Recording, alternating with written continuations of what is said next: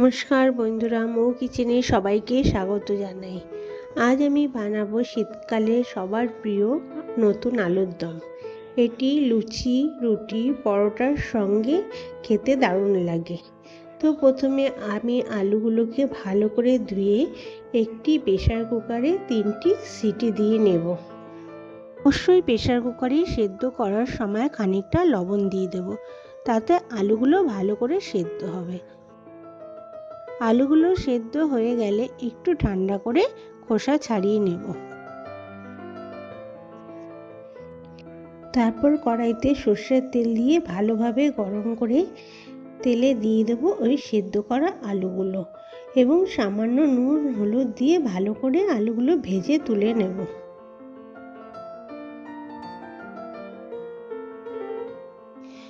তারপর কড়াইটা পরিষ্কার করে তাতে খানিকটা সর্ষের তেল দিয়ে ভালো করে গরম করে তাতে দিয়ে দেবো তেজপাতা, লবঙ্গ, দারচিনি আর মুখ ফাটানো 2টি এলাচ আর শুকনো লঙ্কা।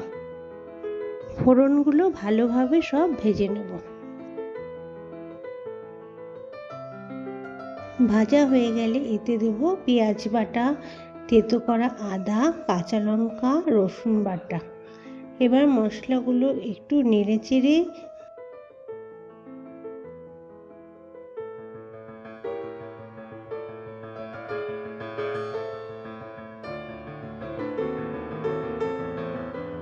দিয়ে দেব মিডিয়াম সাইজের 2টো টমেটো বাটা।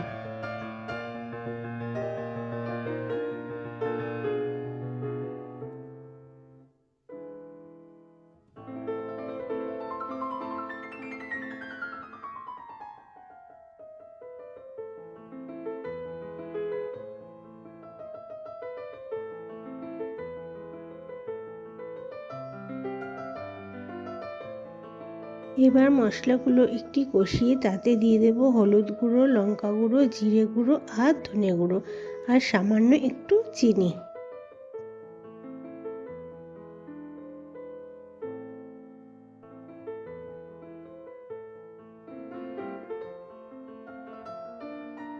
মশলা কষানোর সময় চিনি দিলে তাতে তরকারির রং ও স্বাদ দুটোই খুব সুন্দর হয়। এবার মশলাগুলো ভালো করে কষিয়ে নেব। মশলা থেকে তেল বেরিয়ে এলে তাতে দেব আগের থেকে ভেজে রাখা আলুগুলো।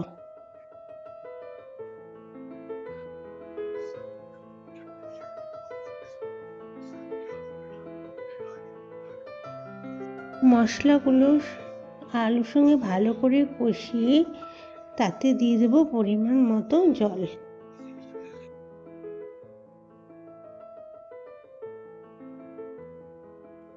এরপর 5-7 মিনিট ভালো করে তরকারিটিকে ফুটতে দেব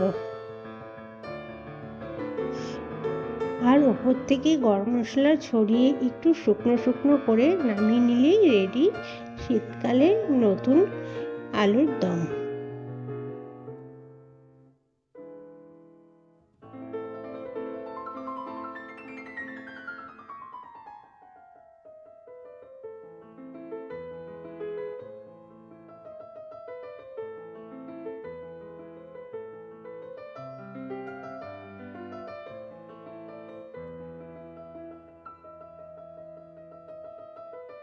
তোমাদের যদি আমার এই রেসিপিটা ভালো লাগে অবশ্যই আমার চ্যানেলটাকে সাবস্ক্রাইব করে আমার পাশে থেকো।